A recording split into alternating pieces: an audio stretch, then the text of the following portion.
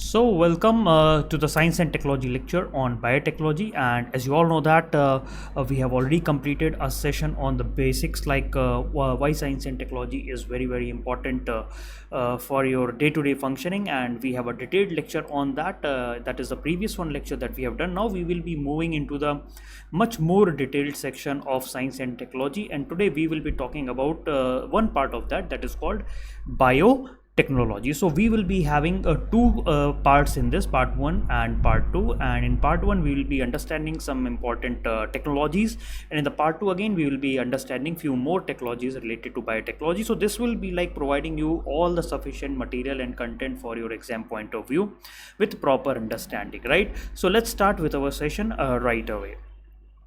So here you can see where we are right now. Here is in science and technology, where we are talking about awareness in the field of science and technology, and we are doing this biotechnology part. Okay, we are doing this biotechnology part, and we have already completed this part, science and technology development and their application effect in everyday life.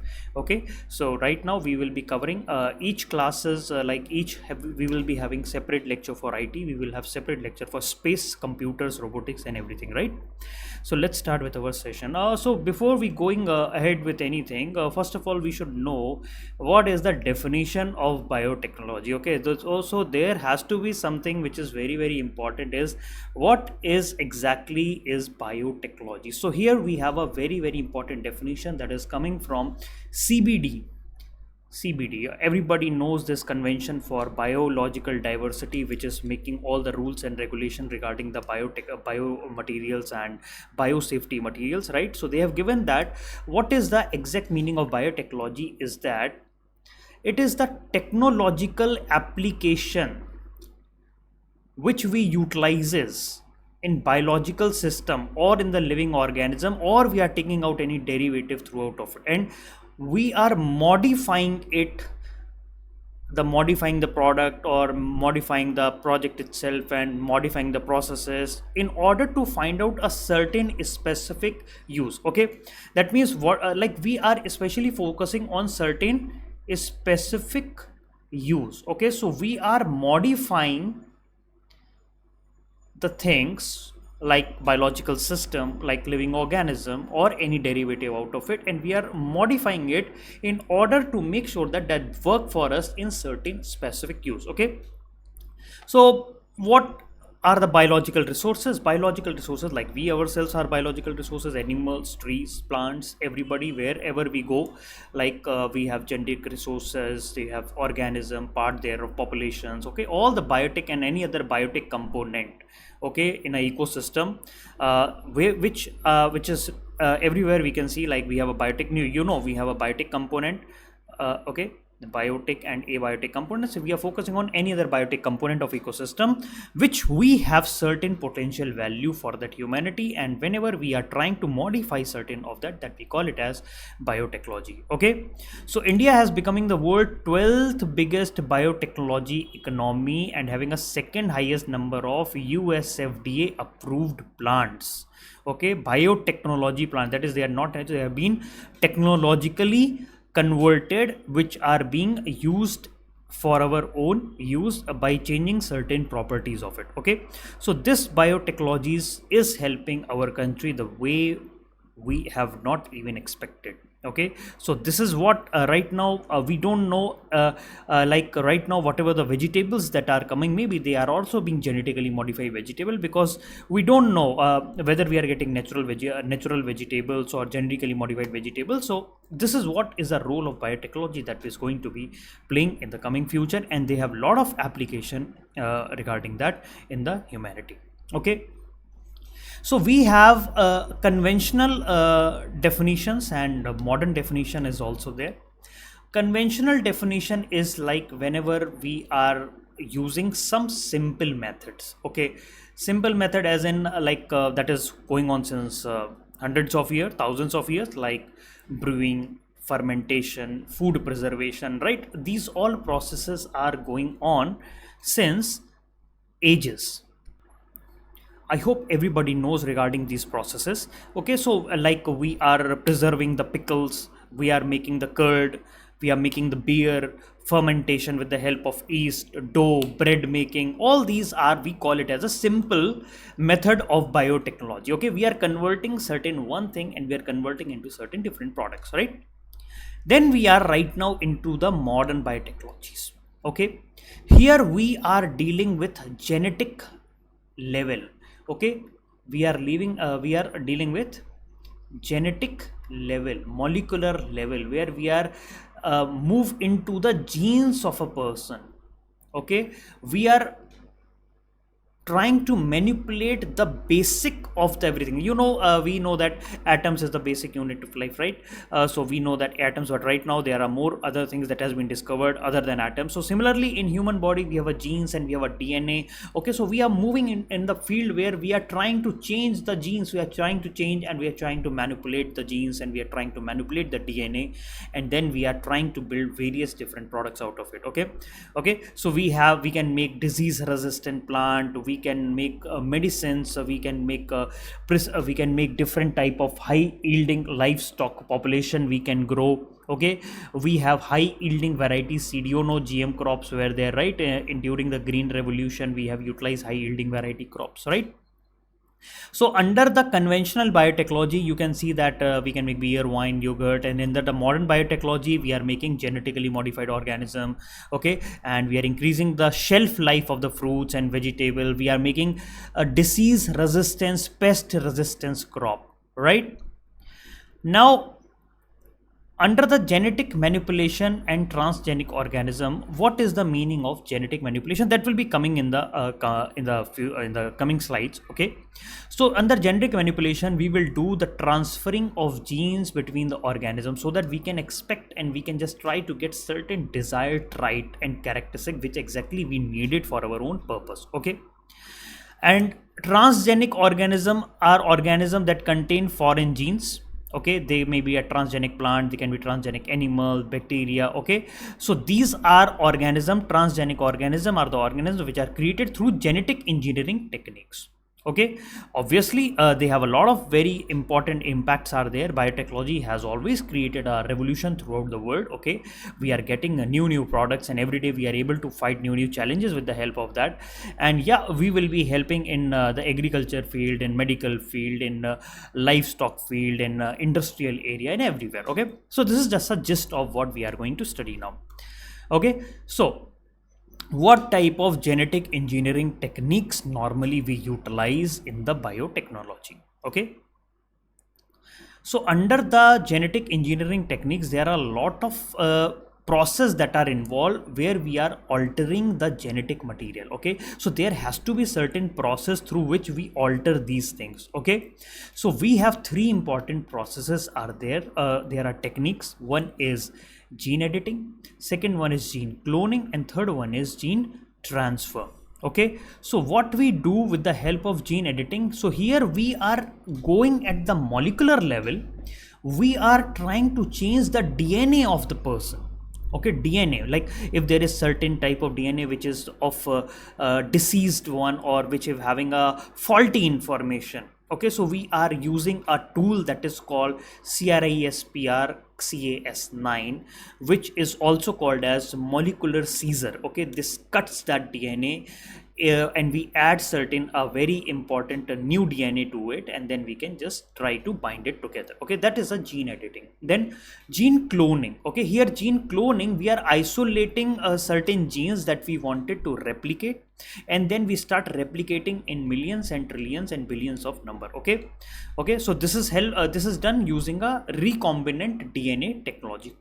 Okay, then here we have a gene transfer where we simply transfer technique is utilized, where foreign genes are injected into the genome of a host organism. Okay, so like you can also even send various type of diseases. Also you can also send certain kind of new materials over there. Okay, so you can try to change whatever you want as per the gene transfer policy. So you can transfer the genes and you can get a very important traits, and whatever the traits you want, and if there is any faulty trait is there, you can change that faulty trait and provide them with a healthy trait. Okay, I hope you got it. Then we have a recombinant DNA technologies is there.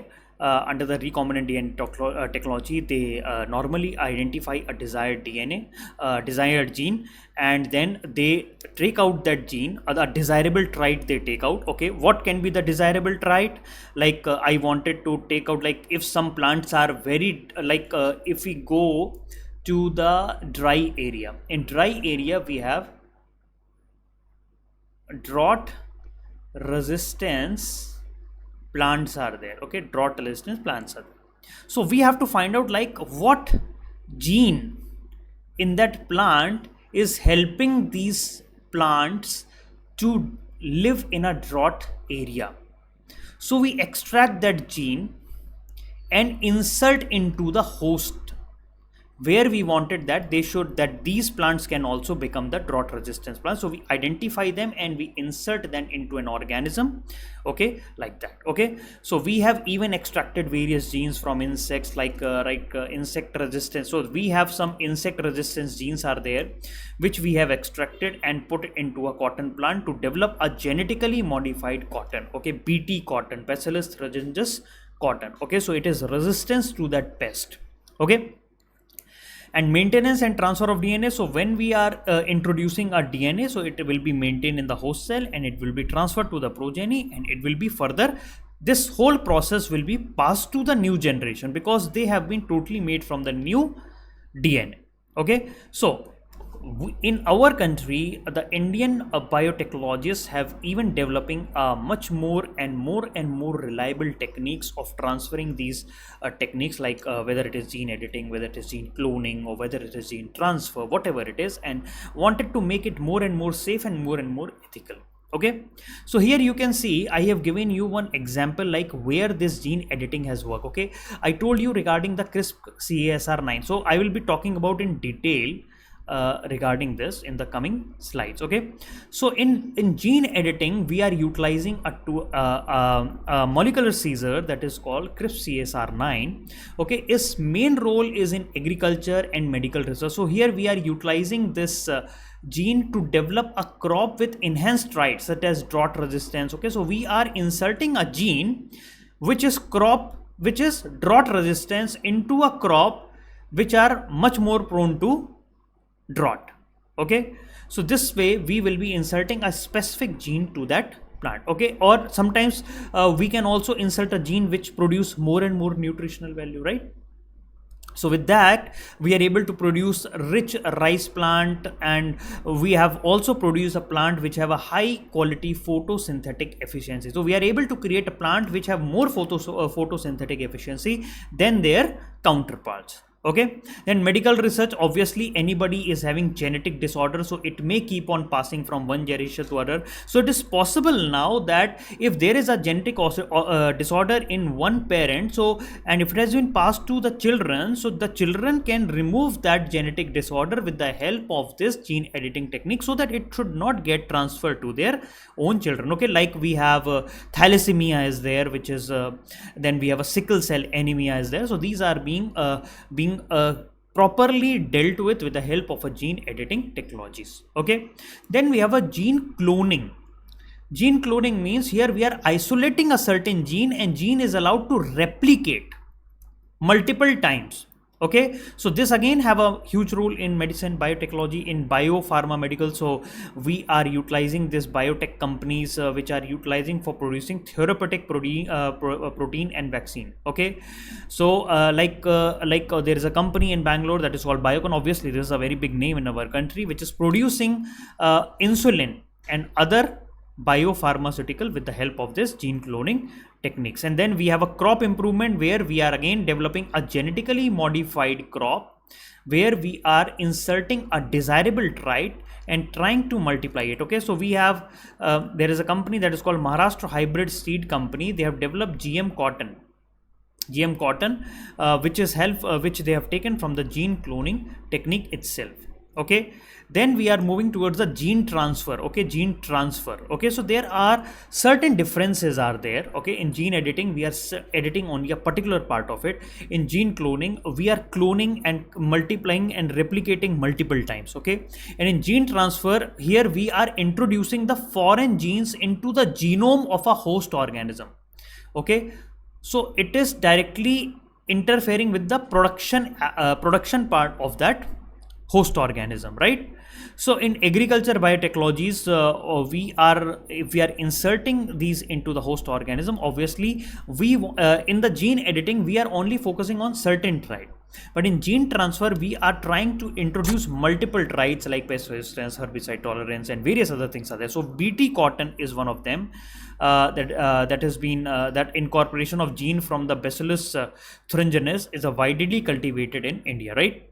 And then we have medical applications are all there, where AIMS has even started utilizing gene therapy for delivering various type of therapeutic genes in order to deal with the problems related to genetic disorder, especially being a muscular dystrophy. Okay, now tools and enzymes used. What are the tools and enzymes that are being utilized in this whole process? Okay, so there is a tool, there is restriction enzymes are there is ligases is there, that polymerases is there. Okay, so these are the tools and enzymes which help in all these techniques. Okay, so what is the role of restriction enzymes in this whole process? So Indian researchers utilize restriction enzyme. They cut the DNA at a specific sequence. Okay, restriction enzyme. You can go here. You can see here. Here we are talking about restriction and enzyme. Okay, so here you can see that the DNA is being cut at particular point. Okay, the DNA is being cut at a particular point that is being done by the restriction enzyme. Okay, we have a lot of EcoRI, BAM-HI is there. Okay, EcoRI and BAM-HI. So here we are utilizing EcoRI restriction enzyme, which we are developing in our laboratory. The main purpose of this is to cut a DNA at a specific sequence. So this is like a Caesar. Okay, the role of this is as a Caesar. Then what is the role of ligases? Okay, so the ligases enzyme is used to join the DNA fragment together. So once it is cutting that has been done, so ligases will be used in order to join the DNA fragment once the work is completed. Okay, so they again do the construction of the DNA molecules once the work is been done. Okay, so you can see over here. So we are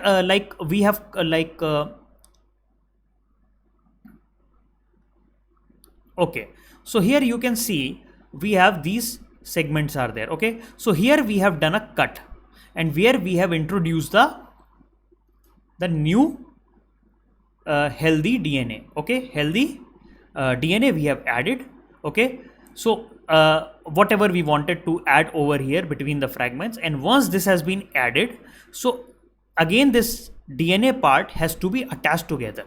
Okay, so this is the role of DNA ligases in order to join the DNA fragments. Okay, and polymerases. What is the role of polymerases? So once the work has been done, the DNA polymerase reaction is used to replicate an amplification. Then once it is done, then it keeps on amplifying in millions and billions of their chain reaction. So it initiate the polymerase chain reaction that is called PCR reaction. Okay, that is what the whole process is all about. We will use restriction enzyme that will cut the DNA. Then after the work is done, when we'll use the ligases that will join the DNA fragments, and then after the joining of the fragments, we will use polymerase reaction. Then that will be replicating and amplifying the whole process. Okay, so here you can see BT cotton, insulin production, and golden rice. We have all utilized the way we have utilized the biotechnology in all the ways. BT cotton, where BT cotton contains genes from the bacteria Bacillus thuringiensis. Okay,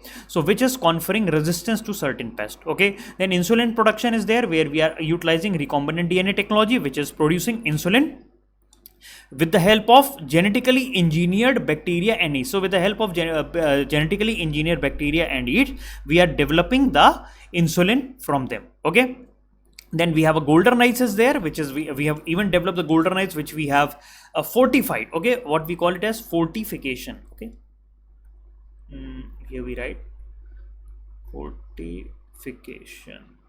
With the fortification, we are adding minerals and vitamins to the various cereal crops. Over here we have added to the golden rice. You know, midday meal scheme, midday meal. So here the childrens at the midday meals are given fortified rice or fortified wheat or whatever it is, in order to make sure that they get proper vitamins and minerals in their school meals. Okay. Now, types of biotechnology.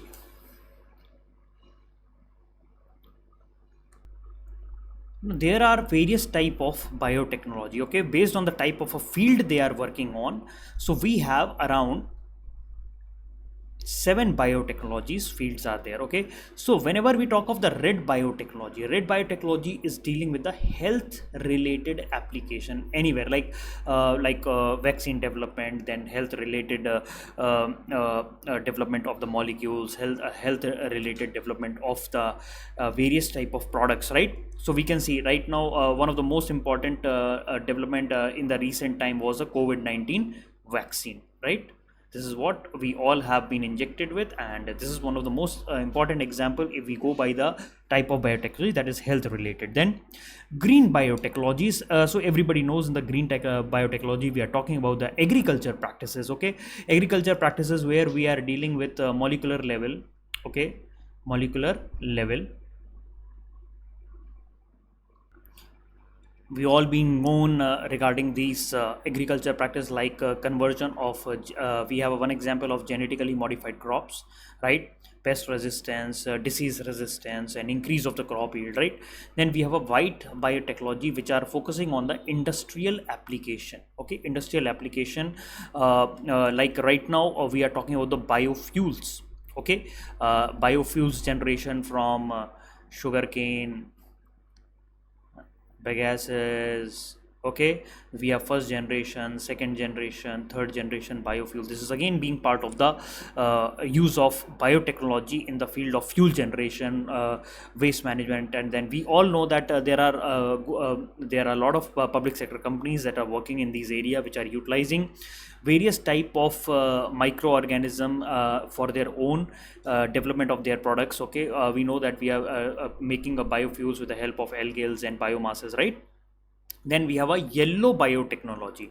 Yellow biotechnology is related to the food production improvement. Okay, so how we can improve the nutritional value, how we can improve the safety of the food. Okay, so Indian Council for Agriculture Research is working a lot of they are doing a lot of effort in the field of the food production. Okay, we have even seen that how we are making our cooking oil healthier, how we are reducing the level of saturated fat, how we are increasing the healthy diet, and how we can improve more and more nutritional value to the plate of the person. Okay, then we have a blue biotechnology, like how we can convert, how we can manipulate the marine resources as per our need. Okay, we are running our aquaculture programs, healthcare programs are being run. Okay, so we are utilizing how marine biodiversity, how we can convert the resources of marine diversity in various type of products. Okay, so in India we have Central Marine Fishery Research Institute is there.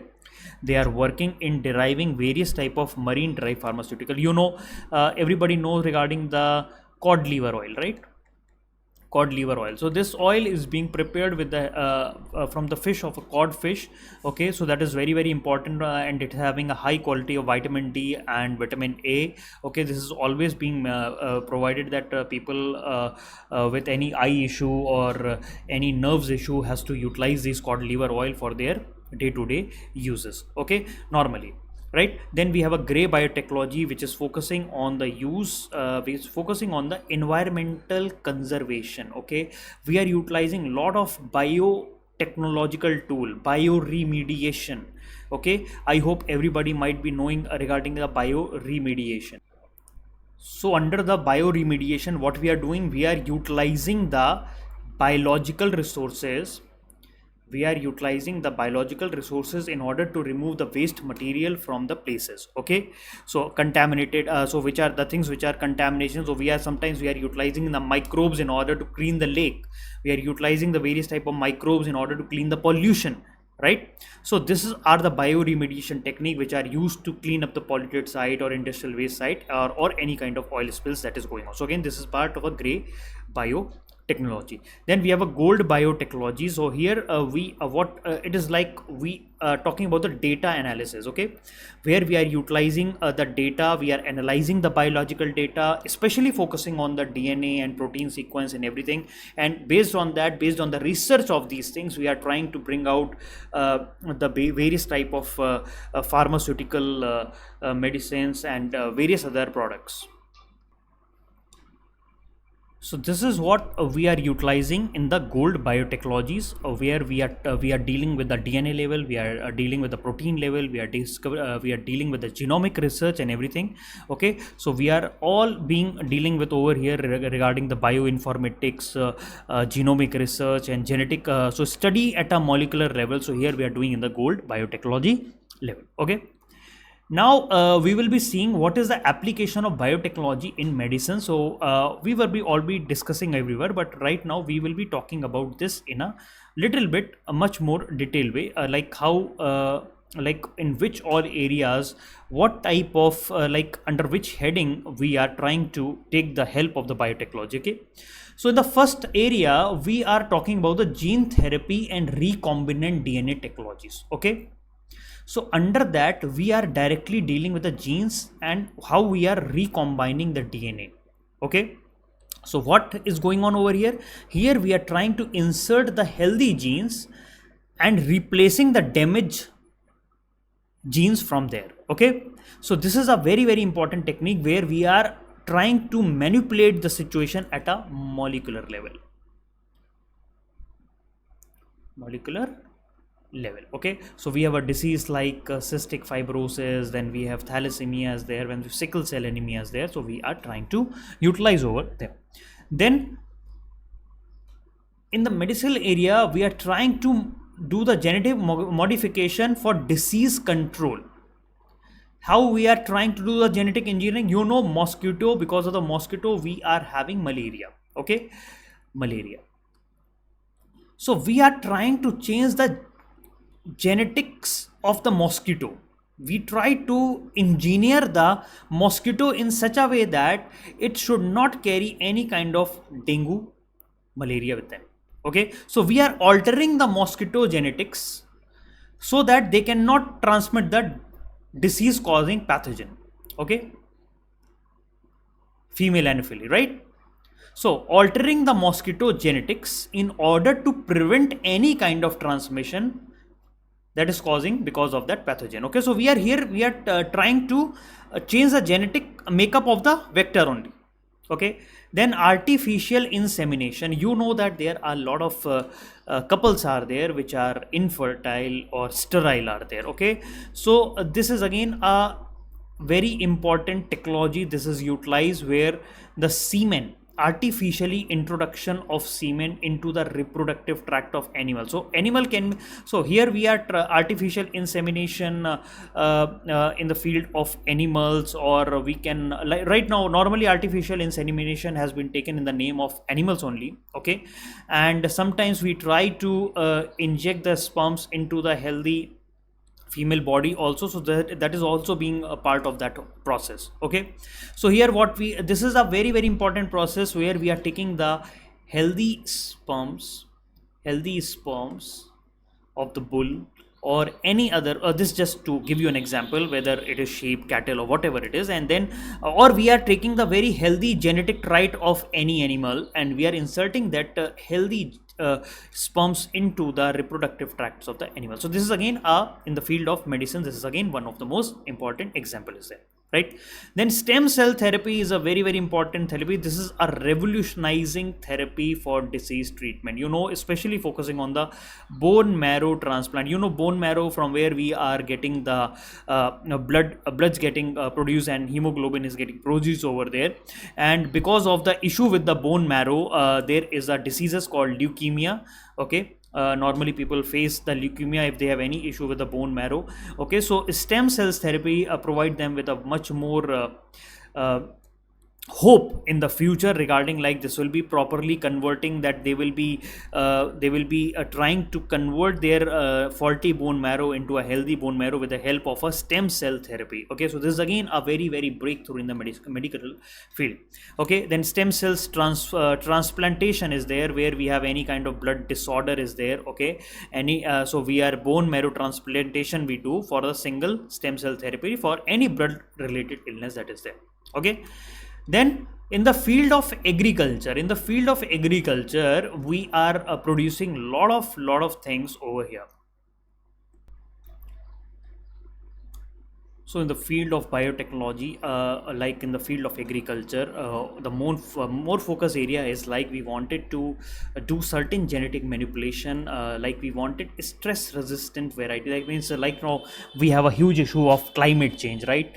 So there are a lot of plants and various variety of plants are there which are totally getting affected by this climate change. So we wanted to manipulate at the genetic level so that they become more and more stress resistance. Okay, and we want more and more crop productivity. We want good quality of the product, of the seed, and proper sustainability is being maintained. So biotechnology always come handy in the field of hybrid seed, artificial seed, or photosynthesis improver. Okay, so with the help of hybrid seed we are doing biotechnological intervention in order to produce more and more super triad of the seed. Okay, if we have a rice, we can fortify it with certain genetic manipulation, and we can make it a much more higher yield. Of how we can do? Okay, we can take some rice variety which is having higher yield. Okay, and we take one rice variety which is having lower yield.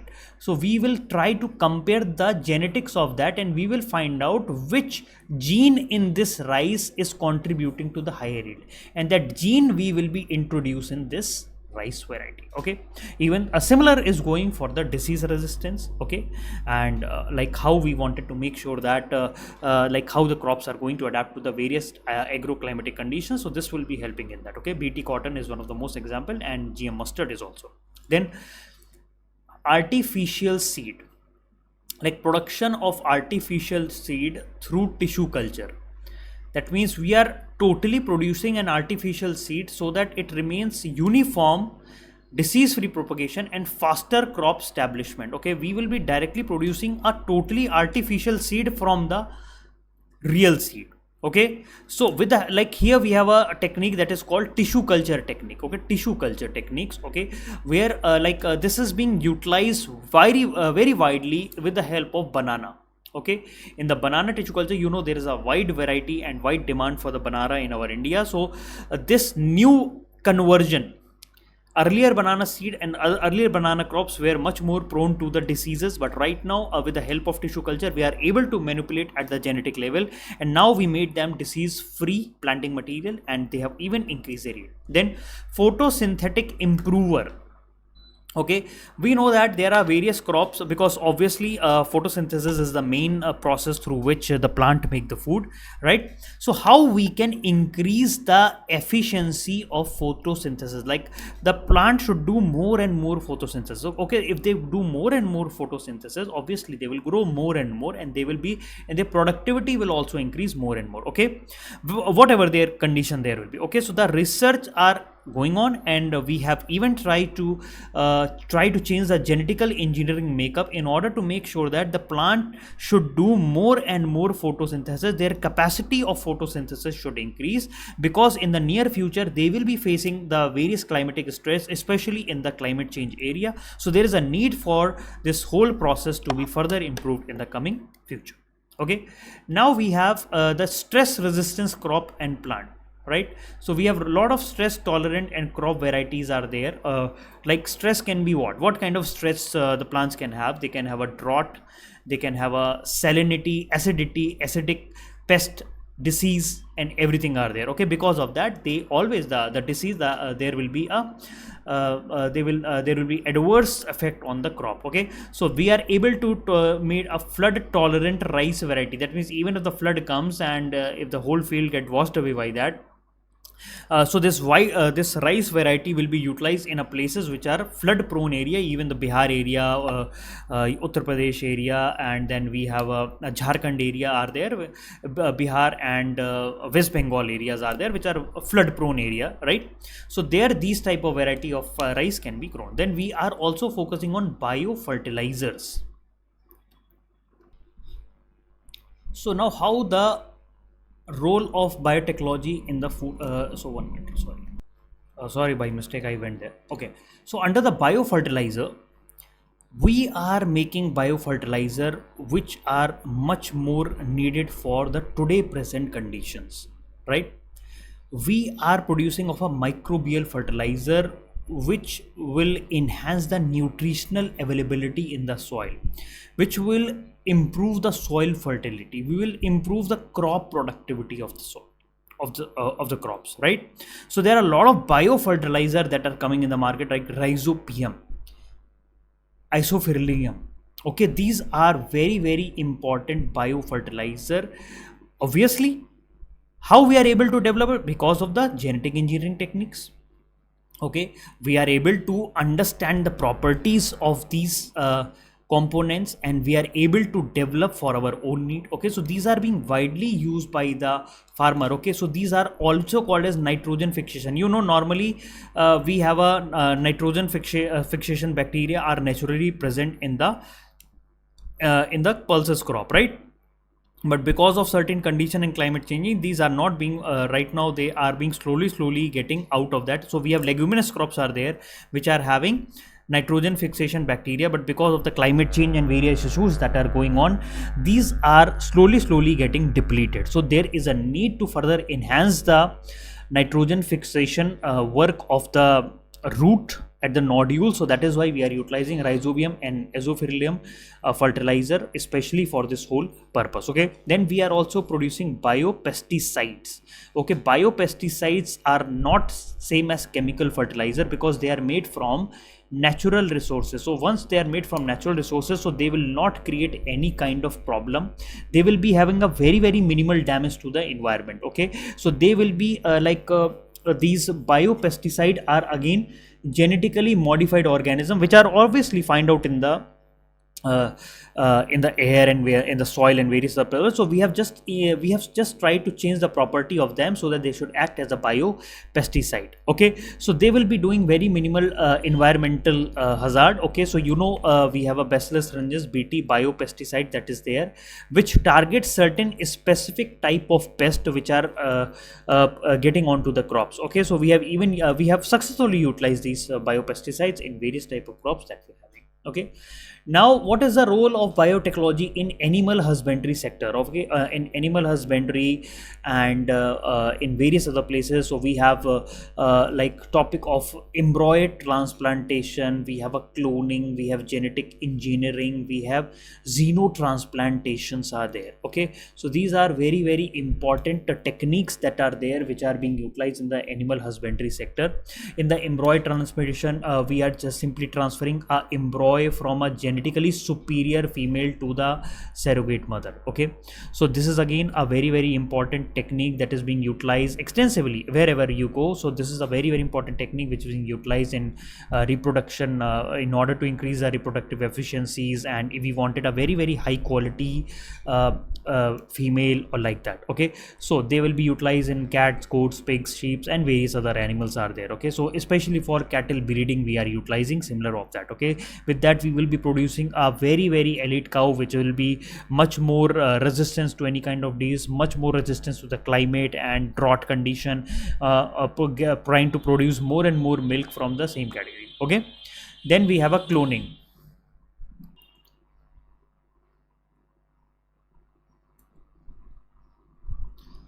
So this is regarding the embryo transplantation. Now regarding the cloning, here in the cloning we are producing a genetic duplicate of an animal which looks similar to the original one. Okay, so normally the cloning is normally utilized for the livestock such as cattle, goats, so that they can replicate more and more superior individual with a desirable trait and they should look similar. Okay, like in India in 2009 we have witnessed a first cloned buffalo that is called Garima.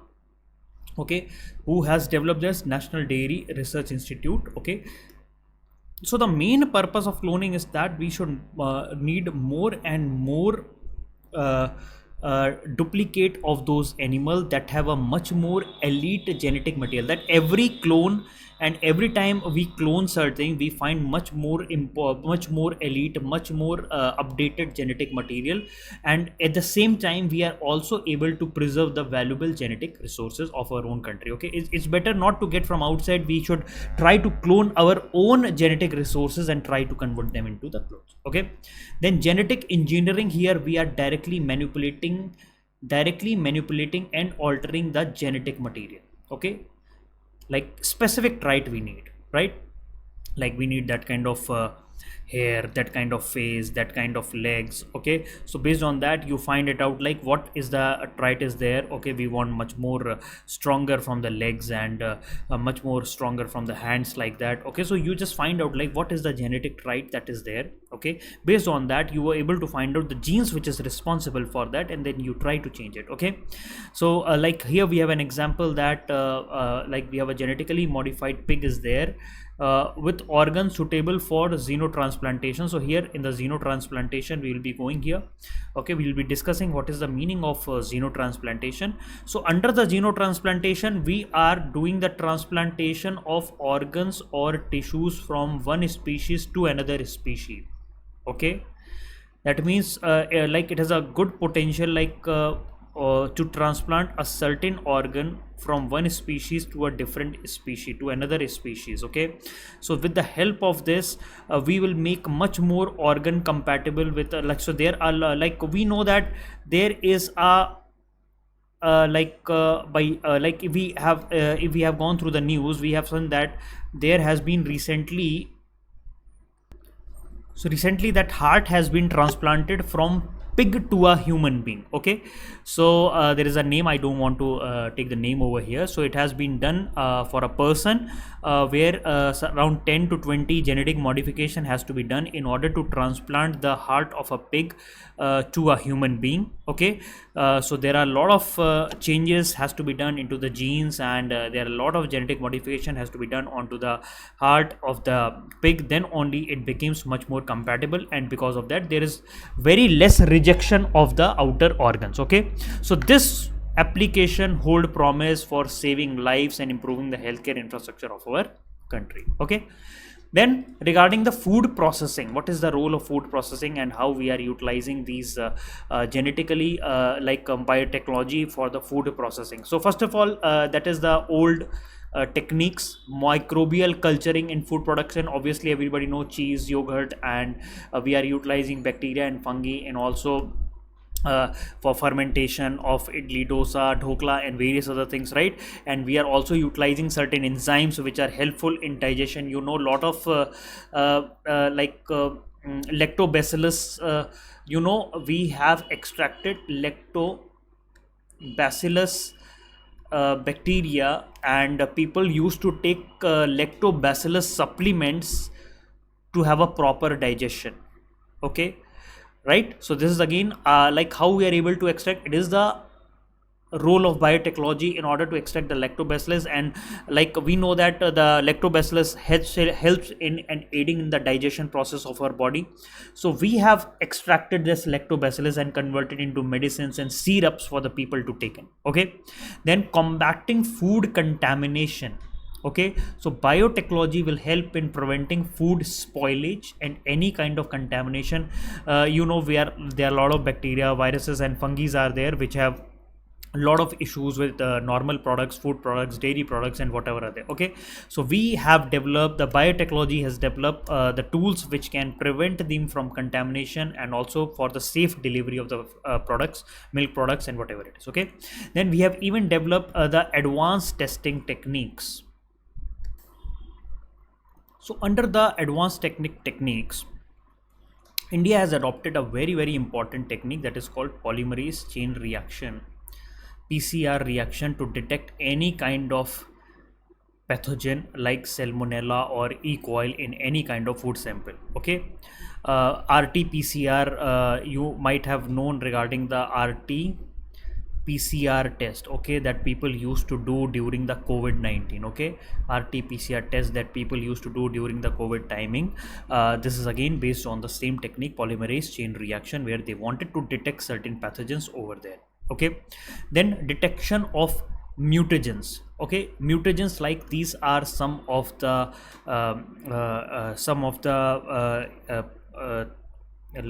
organisms are there which can cause a kind of a mutagen, okay, which try to change the genetic, or which try to do the mutation in your genetic engineer, in your genetics makeup of your body. So again, biotechnology is utilized in order to identify these mutagens, because these mutagens have a ability to change your DNA or mutate your DNA, okay, or to mutate your DNA, and which can try to convert, which can try to change certain part of your DNA, okay. So there is a very important thing is that we have to monitor our various diets, and wherever we are traveling, where we are going, and we should not simply eat whatever is coming to our way.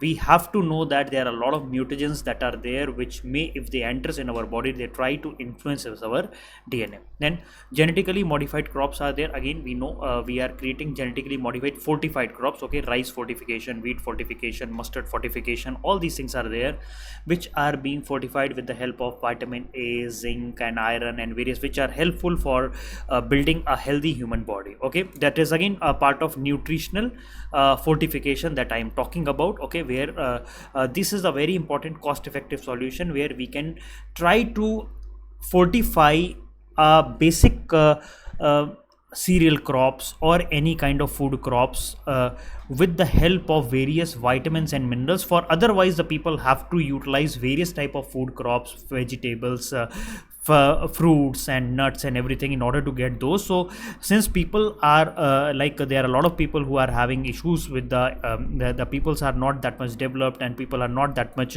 well sufficient in order to buy all the things, and especially focusing on the developing and underdeveloped countries. So this nutritional fortification is very important concept, which will provide them with the balanced nutritional diet, okay. Now, application of biotechnology in environmental conservation. Obviously, this is again one of the very important topic. So it is the first of all, it is for deforestation mitigation.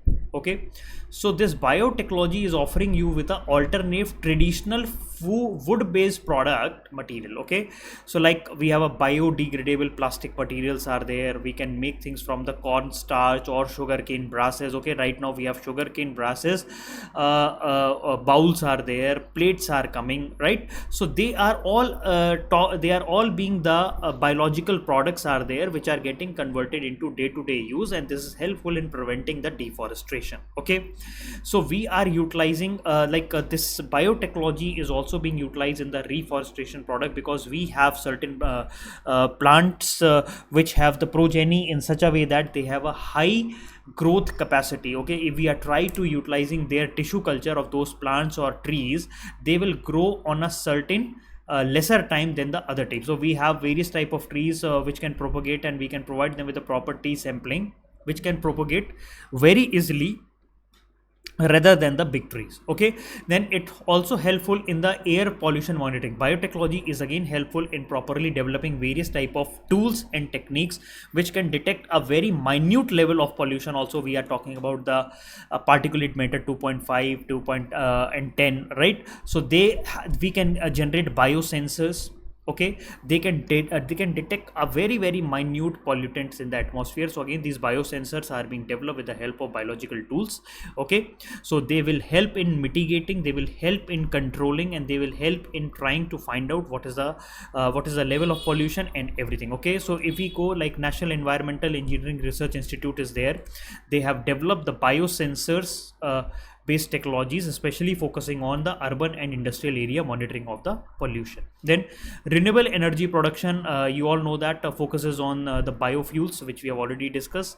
Biofuels we are producing, and government have said that ethanol, especially focuses on ethanol production. Okay, 20% blending we have to do with the ethanol. Okay, petrol has to be blended with 20% ethanol. So again, ethanol is being produced with the help of a biotechnological process. Okay, we are converting one enzyme into a oil, right? So this is again a very important technique. So here we are utilizing National Biofuel Mission Policy ethanol blending program, which is utilizing the role of biotechnology in this field. And then we have a waste management and pollution control program is there, obviously, where we are utilizing the biological tool in order to control and detoxify the environment. Okay, so this Indian Oil Corporation is utilizing bioremediation. That means biological tools we are utilizing, which we are like there are certain there are microorganisms are there which act on the pollution, which act on the oil spills, which act on the waste material, and they just try to convert that into a proper, and they just try to decompose all these things into and just mix it with the soil. Okay, so this will a very important remedy for oil spills, and this will a very helpful in minimizing the environmental damages, and obviously it will restore our ecosystem. Okay, now we are moving into the much more detailed way, okay, of understanding around 5 techniques that we are going to study. First of all, we have already discussed regarding the gene editing. So we have already talked about the gene editing. So what are the advancement and what are the concern and suggestion that are there? Obviously, whenever we are talking about the gene editing, we are talking about the genome editing, where we are trying to remove certain part of the gene, and we are trying to insert certain part of a gene. Okay, so this is called as a precise modification of DNA. Okay, gene, right? So their application is widespread wherever you go right now. Whatever the fields we have studied over here, whether it is biotech, biomedicine, food, and like very diverse areas are there. Even the space field also we are utilizing that. Okay, so you know that the people who are living in the International Space Station and those who are trying to travel to the Mars, okay, so they will all be using the biotechnological products everywhere. Okay, so we have already see that what is the advantages of gene editing, but there are certain issue regarding the gene editing, because safety concern is there, right? Because sometimes maybe the gene that we wanted to edit it, they become off target. Off target means like if we have this type of a DNA like this, okay, and if we wanted to do changes over here, okay, but because of the off targeting, it has done changes over here. Okay, so it will produce a totally different issues regarding the safety concern, right? So there is a need to properly betterly target all these things. Okay, then there is a ethical concern is also remaining, that why we are manipulating with the body or anything, why we are not utilizing in a similar way what we have got it. Okay, people are having issues regarding like editing of the human germline. Okay, so it may start, people may start getting the designer babies. Okay, now people may start going to design their babies.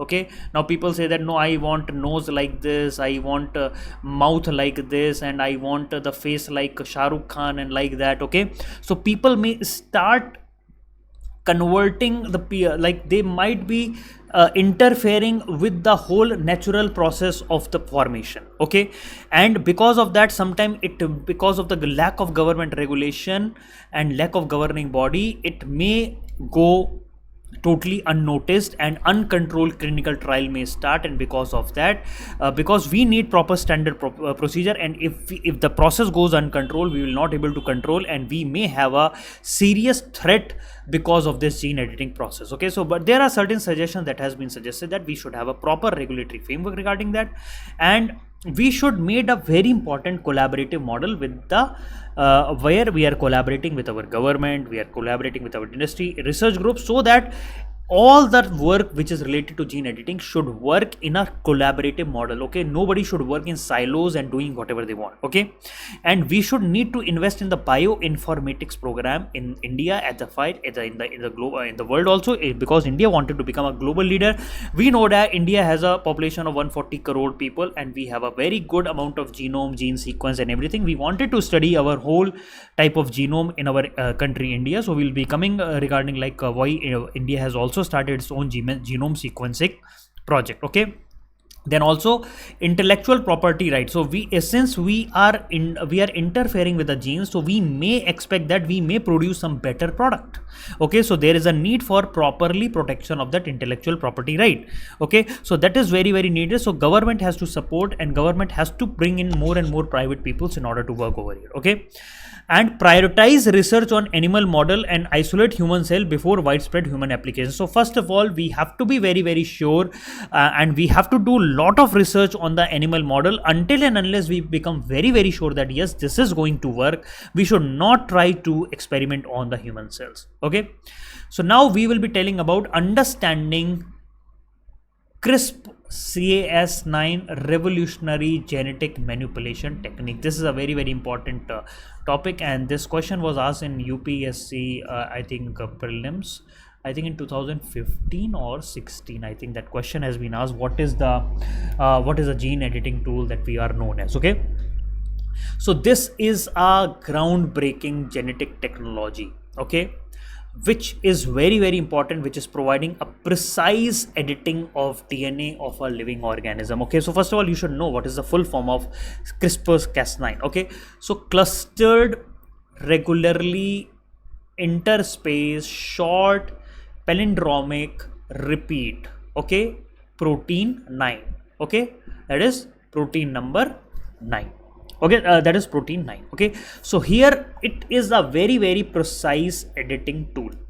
Okay, so how this process whole works? Okay, what is the process and how the working is? So there are two important components in this. Okay, under that we have two processes. First of all, there is an enzyme. What is the name of that enzyme? It is Cas9 enzyme. Okay, so this Cas9 enzyme is called as molecular Caesar. That means it is used to cut the DNA strand at a very very precise location. Okay, that is used for cutting. Okay, then once the cutting is being done, there is a guiding RNA molecules. Guiding RNA molecules will be there. Okay, which are having pre-designed sequence that guides the Cas9 enzyme to a desired location. Okay, so we have a guided RNA molecule is there. This guided RNA binds to the target DNA sequence through complementary base pairing. So this guided RNA will bind to a particular location. This guided RNA will bind to a particular location, and it will ensure that Cas9 is cutting the exactly same place which is being bound for it. Okay, RNA will bind to that particular location of RNA. Okay, so here if we see, 1 minute. So designing guide RNA. So the scientists have designed the guided RNA sequence that matches the specific DNA sequence. Okay, they want to target. Okay, so they have designed a RNA in such a way that it matches with a specific DNA sequence of that place. Okay, right? So after that, this guide RNA binds to the complementary sequence of the DNA. So whatever the DNA has to be changed or has to be cut, this RNA molecule bind with that DNA and guides the Cas molecule to the target location. It gets bind to that location, and then Cas9 molecule will come and try to cut at that place. Okay, so Cas9 cuts both strand of the DNA. Okay, it cuts both the strand of the DNA. Okay, and we insert the healthy DNA over there. Okay, so once the DNA is cut, automatically the body's repair mechanism will start it. Okay, to fix it. Okay, but right now we wanted to make sure that this process should not start immediately. So we are working still that this natural process of repair of DNA should not kickstart all of a sudden. Okay, so after that we can introduce the manipulated DNA over there.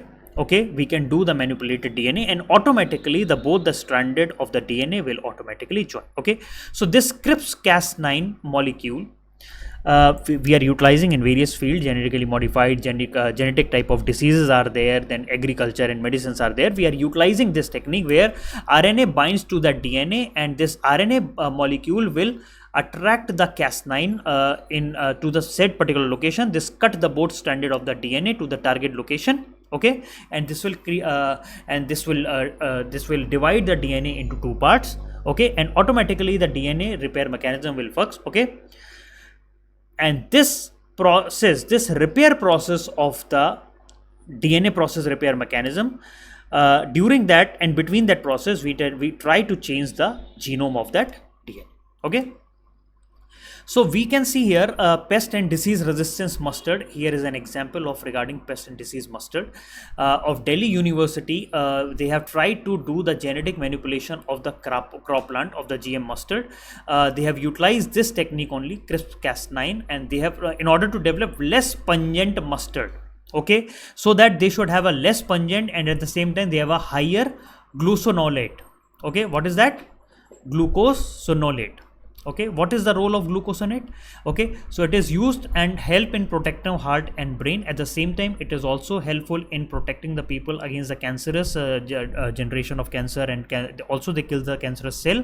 Okay, so you can see how we have try to convert the mustard and convert that mustard into a resistance mustard with the help of genetic manipulation, and how we have increased the component that is called glucosinolate, okay, which will be helpful for our heart and brain, and this will also kill the cancerous cell. It will be very good for anti-inflammatory, anti-diabetic and lipid lowering profiles are there.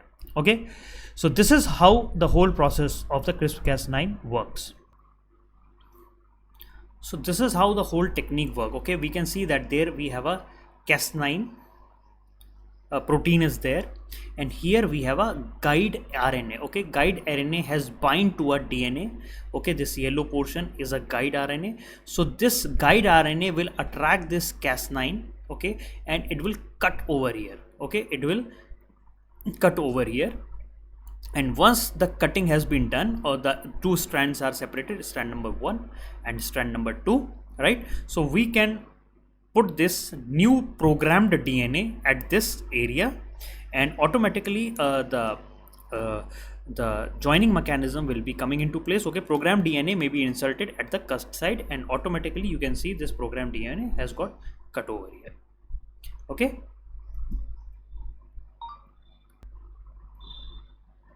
So this is how the whole mechanism works. Now, before moving towards that, we should know the difference between genes and DNA. So the next topic we will be discussing, which is required that we should know the difference between the gene and a DNA. Okay, so what is the meaning of a gene first? Okay, whenever we talk of a gene, okay, it is a sequence of a DNA.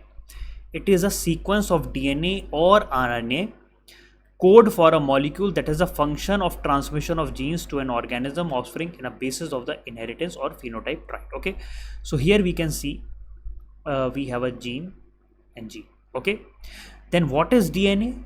DNA is deoxyribonucleic acid, is a molecule that has having a composed of two chain which coil around each other. Okay, which coil around each other, carrying the genetic instruction used in the growth, development and everything.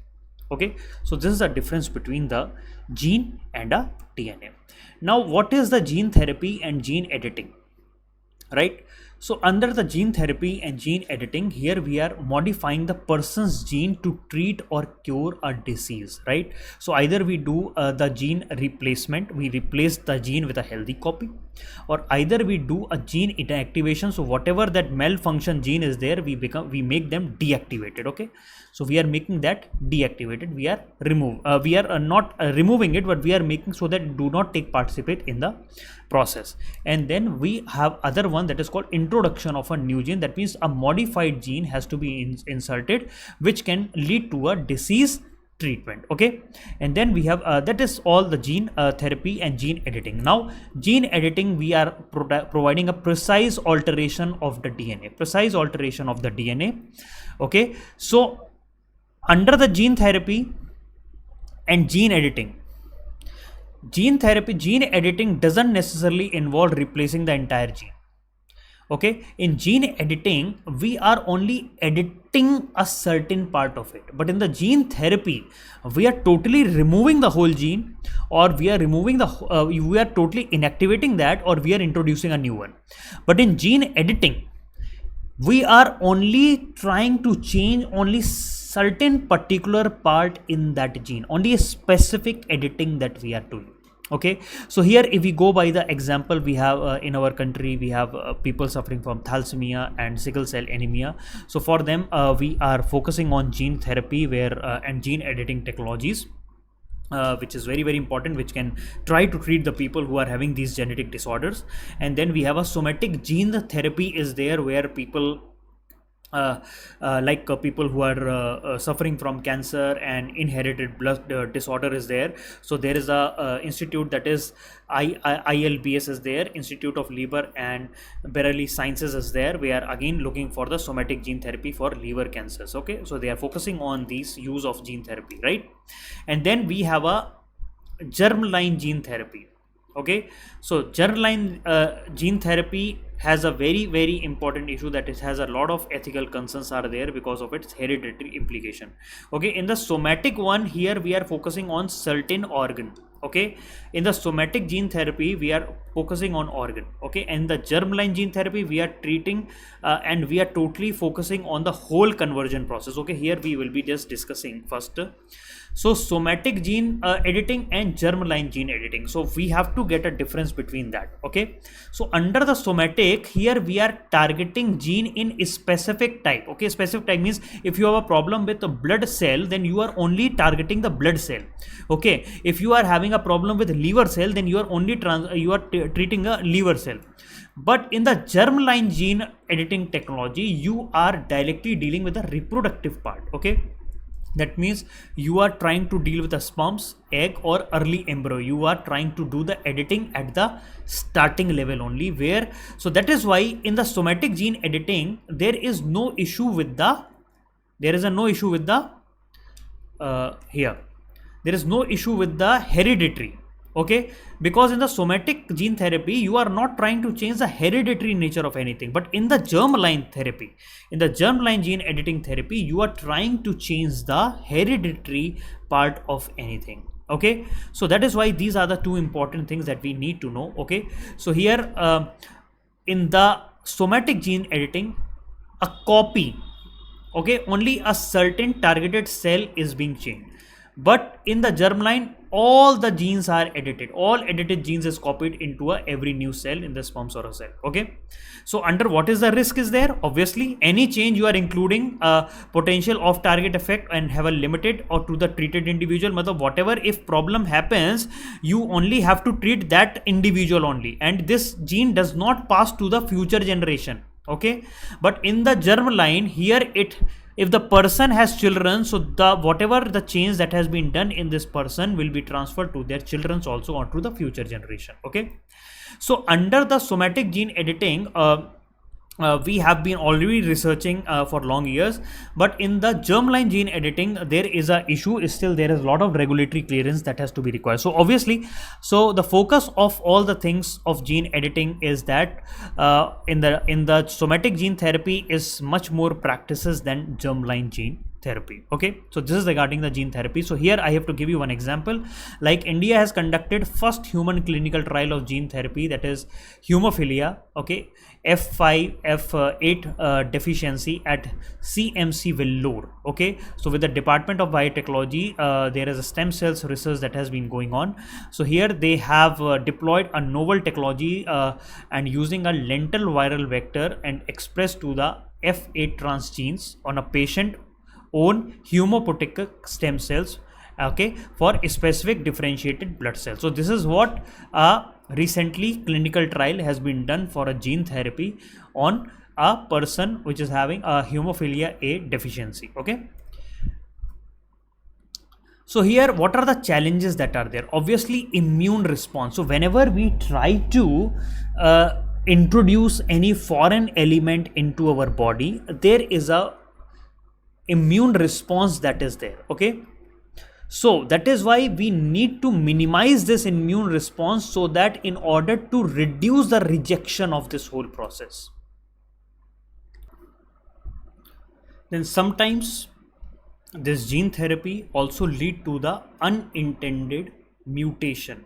That means you may try to change something and it may have changed something else, and because of that you get much more prone to various type of other risks. That means until and unless we have a better precision of this technology, we have to be more and more precise in order to minimize any kind of off target effects. Okay, then obviously since we are dealing with a high end technologies, obviously they are much more costly, expensive, and they are very very limited to certain patients. So that means the not all the people will be able to utilize the benefit of these technologies, and there is a need for people to in the future maybe we will be much more cost effective, these technologies will be. So there is a need to be make them much more cost effective. So that is why there is a need to be a collaboration between academic institution and pharmaceutical companies, that how they can be make much more reasonable to the other people. Okay, then delivery challenges that we have already discussing, like how we can properly deliver a desired gene at a really proper perfect target site. Okay, so that is a very very important thing that is needed in the gene therapy and for the success of this gene therapy. So there is a logistical challenge, like how we can properly make that gene to go to certain location and attach to that certain location. This will be helpful in making this whole process of gene therapy much more efficient and safety prone. Okay, then there are certain biosafety concerns are there. You know, recently COVID-19 that has happened, it is called as a engineered organism. Okay, it was a engineered virus that has been released to the world. Okay, so this may, because the technology can be utilized for the bio warfare purposes. Okay, so there is a need for highly regulation in this field and a better policy making in this area, so that proper sustainable and proper responsible use of gene editing can be utilized. And then we have a last one, that is a vector toxicity. Okay, sometimes whatever the virus which are used as a vector which we are sending in the gene therapy, they may themselves act as a risk to a patient, they may itself produce toxicity to the patient. Okay, so there is a need to find out much more safer vectors. Okay, safety assessment has to be done beforehand, then only we should go regarding this gene therapy and gene editing things. Okay, now we are moving towards the next topic, that is called mitochondria and mitochondrial gene therapy. So under the mitochondria and mitochondrial gene therapy, what is the main functioning over here? Okay, we all know that mitochondria is also called as the powerhouse of the cell. Okay, everybody know mitochondria. Okay, we have this cell. Okay, under that we have a nucleus. In the nucleus we have a mitochondria which powers the cell. Okay, and this mitochondria, like we all know that the body is a DNA, but mitochondria itself have its own DNA. Okay, mitochondria itself have its own DNA, that is only 0.1% of its total DNA, right? Normally, sometimes what happens is that there is a problem with that mitochondrial DNA. Sometimes there is a problem with that mitochondrial DNA. Normally, this mitochondrial DNA is transferred from the mother. Okay, so if the defective mitochondrial DNA is transferred from mother to a child, okay, so because of that it create a mitochondrial disease, and it will be a life threatening disease for the child to be there. Okay, because the whatever the powerhouse of the cell will not be able to generate energy, and because of that the person will not able to survive properly. Okay, so that is why mitochondrial replacement therapy is being suggested. Okay, again this is a part of a biotechnology that we are utilizing. Okay, from where what we do is that we remove the mother's defective mitochondrial DNA and we replace it with donor mitochondrial DNA. Okay, so what happens in the mitochondrial disease? Obviously it affects the energy production of the body, right? Symptoms are there: organ failure, muscle wastage, muscle fatigue, brain damage, everything is happening over here. We have like Leigh syndrome, Guerin-Siré syndrome is there, mitochondrial myopathy is there, all these things are there, mitochondrial DNA depletion syndrome is there. Okay, so this is all happening because of the defective mitochondrial DNA that has been transferred from mother to a child. Okay, so here recently there is a news that has been come where the baby is born in UK with three parents. Three parents means there is a two parents are there, and from one donor they have taken the mitochondrial DNA. Okay, so we will be understanding what is all about this. Okay, so here you can see there is a lady. Okay, right, healthy nuclear DNA is removed from a patient egg. Okay, so patient is there who is having a egg. Okay, so nuclear DNA is removed from the patient egg. Okay, so we are removing this patient egg, but we are leaving this part, faulty mitochondrial DNA, over there only. Okay, we are not taking this, we are only taking the healthier nuclear DNA from the patient. Okay, okay, so this nuclear DNA that we have taken is transplanted into a donor's egg with healthy mitochondrial DNA. Okay, so we remove the donor's egg from here and we insert the patient egg over here with the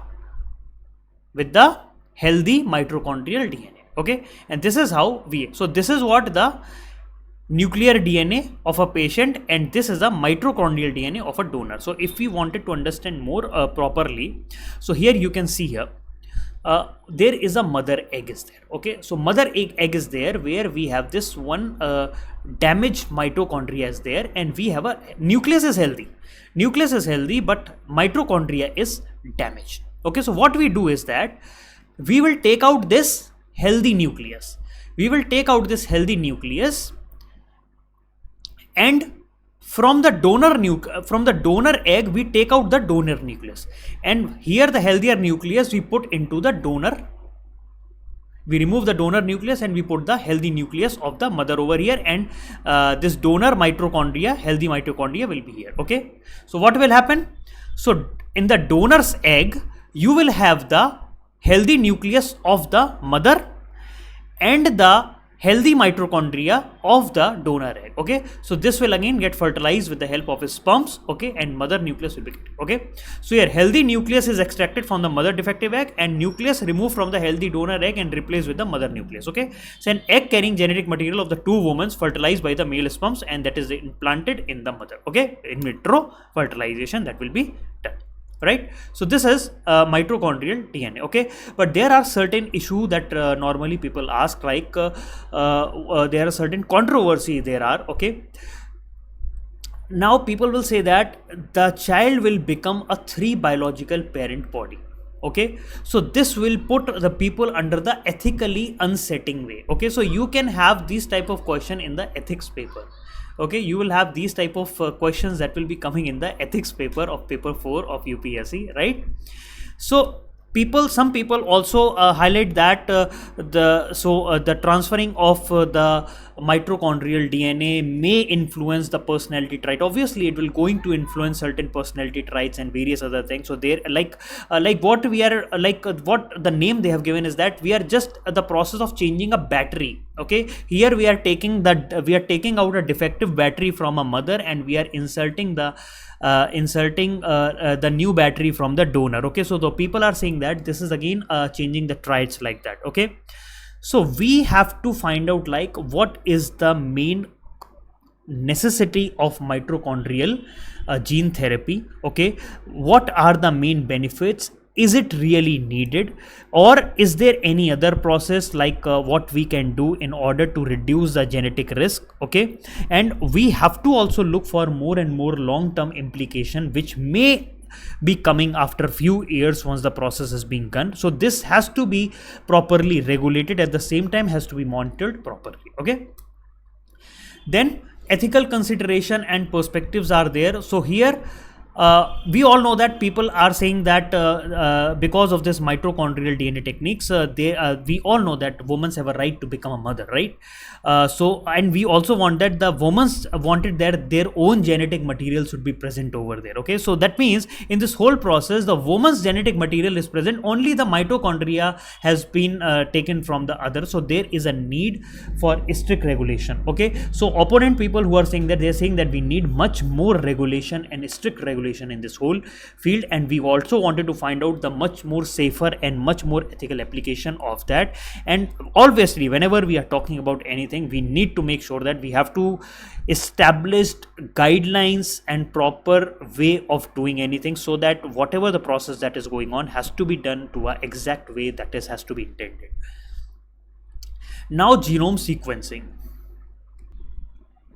Now we'll be discussing a very important topic that is called genome sequencing. First of all, we should know what is the meaning of genome. Okay, so whenever we say genome, it is like a complete set of genetic information that anybody is having. Okay, like if I am, my name is A, so what is my total genetic information? Okay, what is my sequence, what type of like the way like what is my genomic sequence, like it will tell about my whole genetic information. Okay, it tells about everything about your genetics. So everybody has their own set of genetic information. You have your own genetic information, a dog have its own genetic information, a tree has its own genetic information. Okay, so all the information so all these genetic information, okay, is required for an organism to function properly. Okay, so this genome is stored in a long molecules of DNA that is called chromosomes. Okay, so this genome is stored in a molecules of DNA that is called chromosomes. Okay, so that is why chromosomes are also called as genetic material, right?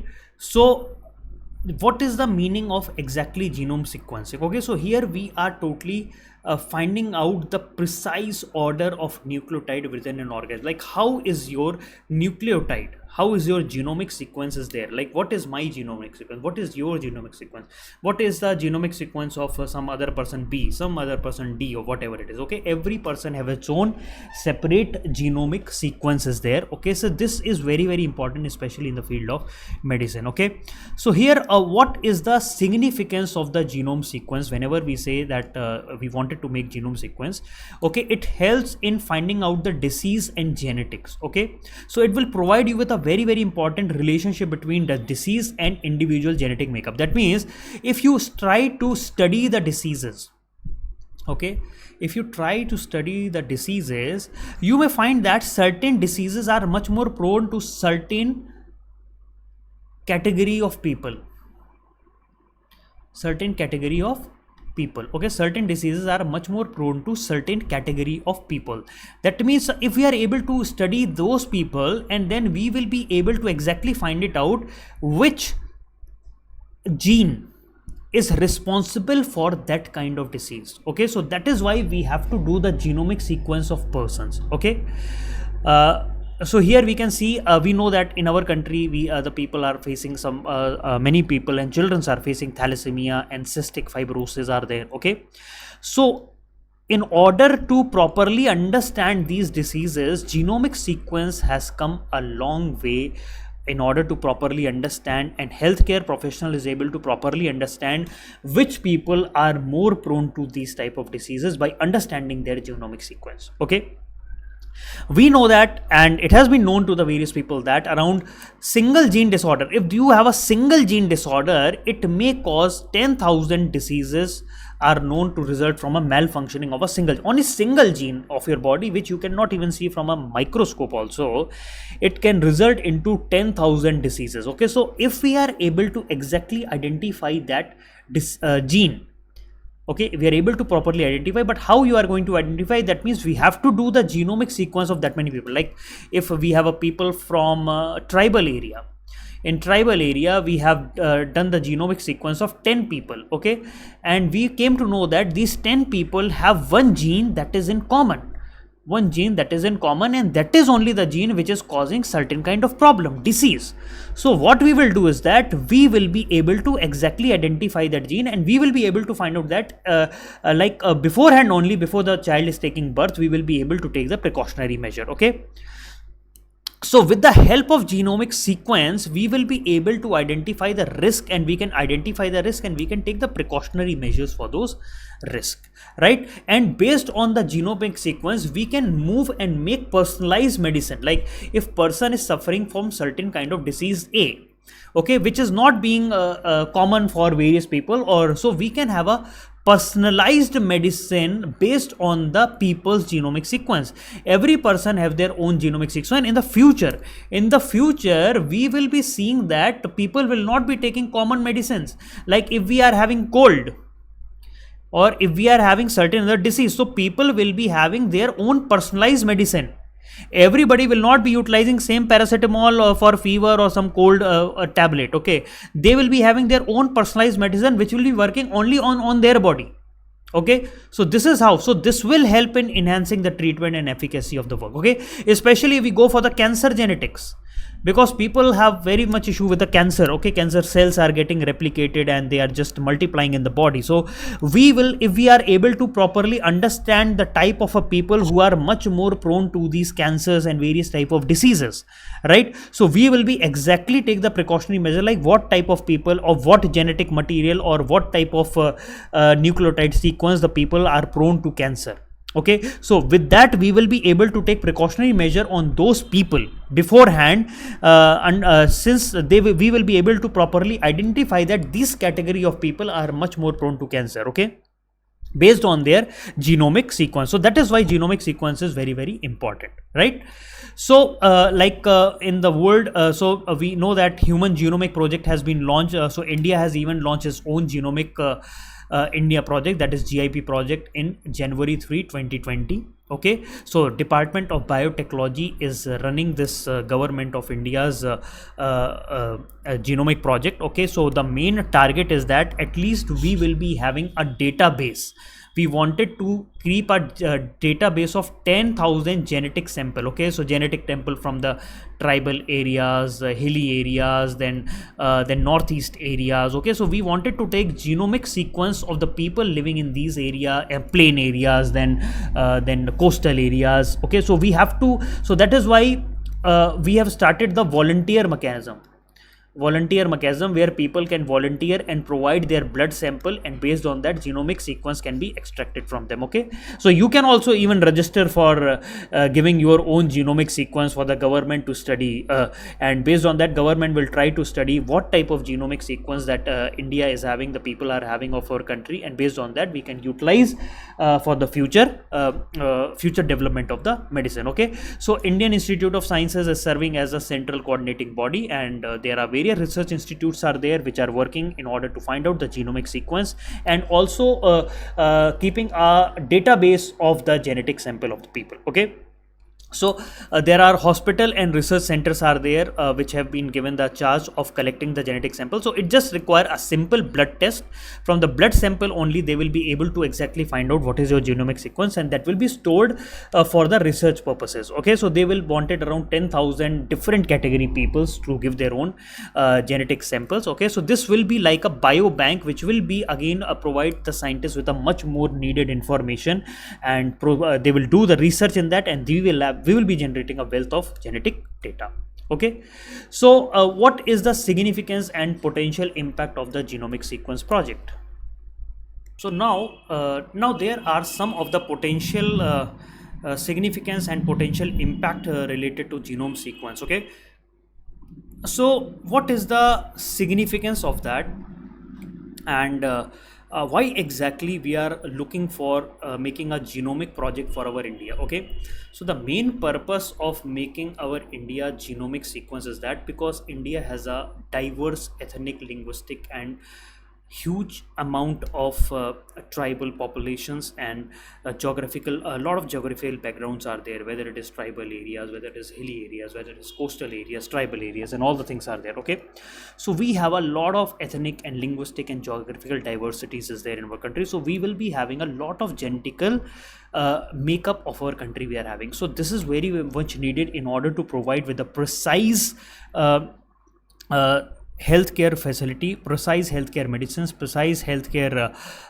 support to our ever growing population. Okay, so we will be able to make precision medicine. Precision medicine means we will be exactly pinpointing like what type of ethnic diversity require what kind of medicines, because they will be prone to that kind of diseases or that kind of issues, right?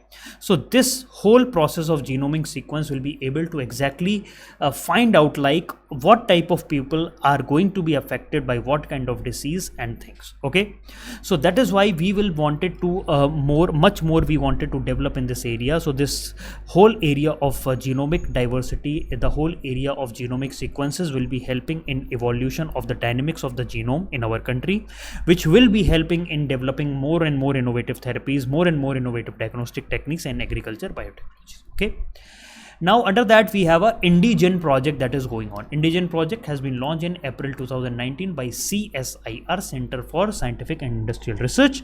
Okay, so this effort has been led by the CSIR Institute of Genomic and Integrative Biology in Delhi and CSIR Center for Cellular and Molecular Biology in Hyderabad. Okay, the main primary objective of indigen project is that we wanted to develop, and we have to have a use of technologies which we can utilize by analyzing the population genomic data. Okay, so American have their own genomic data, European have their own genetic data, Indians we have other, we are Russian, we have different genomic data. Okay, so we wanted to create our own genomic data for our own country. Okay, so we have thousands of people, we have thousands of ethnic groups and varieties are there. So we wanted to create a kind of a catalog, like what type of genetic variation that are there in our country and what type of Indian population is prone to what kind of disease and various other things. Okay, so we can do the precise monitoring of those things. Okay, so what is the significance of the indigen project? So this indigen project will be, first of all, will be helpful in understanding the disease nature and predictive diagnostics. So with the help of our own indigen project, we will be having a proper understanding the nature of the disease, why this disease is happening and why this disease is happening to a particular set of population, and what can be the predictive diagnosis, because we will be able to properly isolate that gene and we will be able to properly work on that. Okay, so we will be able to understand what type of disease are prevalent in Indian population and how to take care of it. Okay, then expansion of genomic research beyond the Western context. You know that earlier there are a lot of research that was going on the Western genomic data, but exactly we want, since India is our own rich diversity area, linguistic diversity, cultural diversity is there, human diversity is there, a lot of migrations has happened, and a lot of people from outside the world, from here the people have went some other places, from outside people have came over here. So we have our own mix and match of genetic variations that is there, so we can have our own genetic diversity data. Okay, then advancement of personalized medicine, we will be able to properly utilize the personalized medicines in our India, because once we are able to exactly find out like what type of disease is happening to what kind of population, we can predict like this person will be utilizing this kind of medicine, and every person will have their own personalized medicine which will be made based on the biotechnological tools. So we can even predict the health outcomes, we can also predict the disease outcomes, and everything we can predict. Okay, and development of the targeted preventive care, like how the targeted preventive care are going to work by identifying the especially population group which are susceptible to the particular disease. Okay, like if we say tribals are being prone to this disease, then coastal people are prone to this disease, hilly people are prone to this kind of disease. So we will be able to exactly isolate the things like what type of gene is trying to create problem for that level. Okay, so this is what the main significance of the indigen project. Okay, now we are moving to the next and the last topic, that is cloning. Cloning is yet another a very important topic. So under the cloning, what exactly we are trying to do is that we are creating a exact replica. Okay, we are creating a exact genetic replica of a living organism with the help of their genes, cell, tissue, or sometimes we are even cloning the whole entire animal. Okay, right? So there are two types of cloning that are there. One is therapeutic cloning and another one is reproductive cloning. Under the therapeutic cloning, we are only replicating a certain specific part, or we are only cloning certain specific organ. Like if wanted to clone a liver, okay, so we can clone the liver and it will be same replica of that. If we wanted to clone the kidney, okay, it will be only it will be a replica of that kidney only. Okay, that is the therapeutic cloning. Okay, so here we are replicating cells that generate only specific organs of that. Okay, so what we do here, somatic cells from the organism are used to create embryonic stem cells. Okay, we have heard regarding the somatic cell therapy and germplasm therapy. You might go back and read that differences over there. Okay, so here we can target to a specialized location, specialized cell for transplantation, or we can also transplant the whole tissue, or we can repair that tissue, right?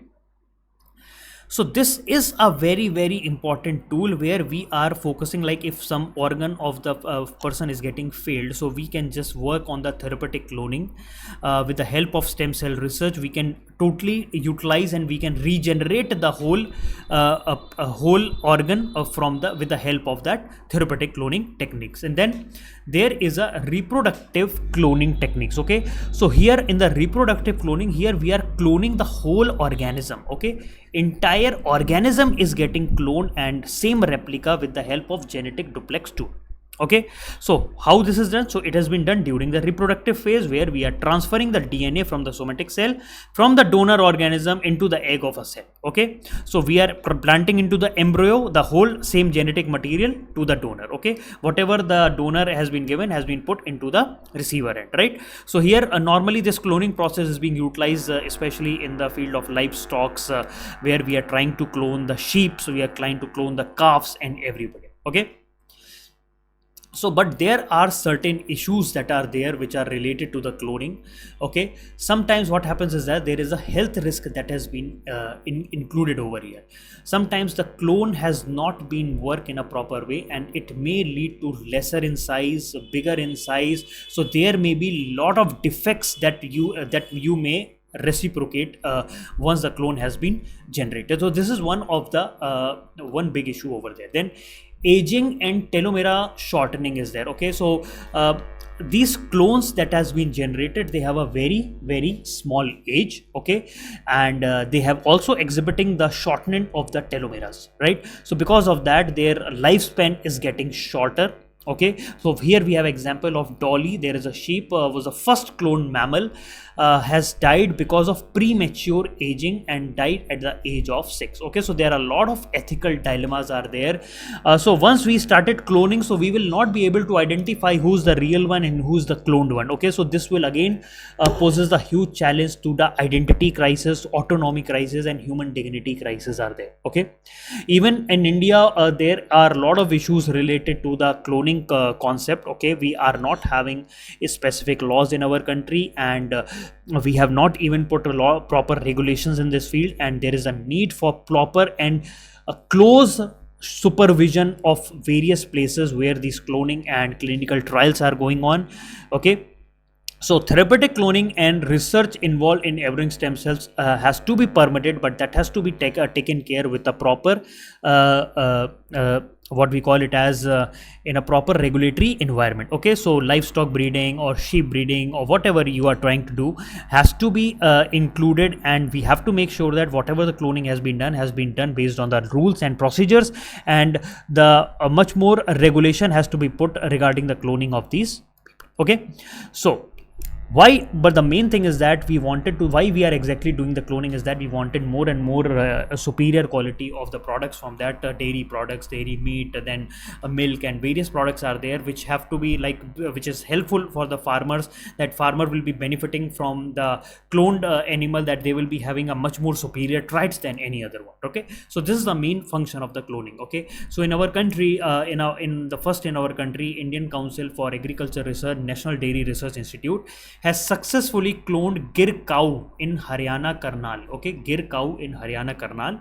Okay, we know Gir is a native breed of the Gujarat, and now this is very very important, especially related to the milk production and also drought resistance, right? So it can take various type of stress, and it can also deal with the various type of tropical diseases, right? So this Gir female cow was named Ganga, and it is weighing 32 kgs when born on March 16, 2023, and now it is growing well. So this is again a very very important project of cloning, where we are trying to change the traits of the animals and livestock to get much more better conditions for them. Okay, so this is all for today, guys. I hope all of you have enjoyed the session. So we will be coming out with the next session on biotechnology part 2 in the next video. So till then, bye bye, take care, and have a good day.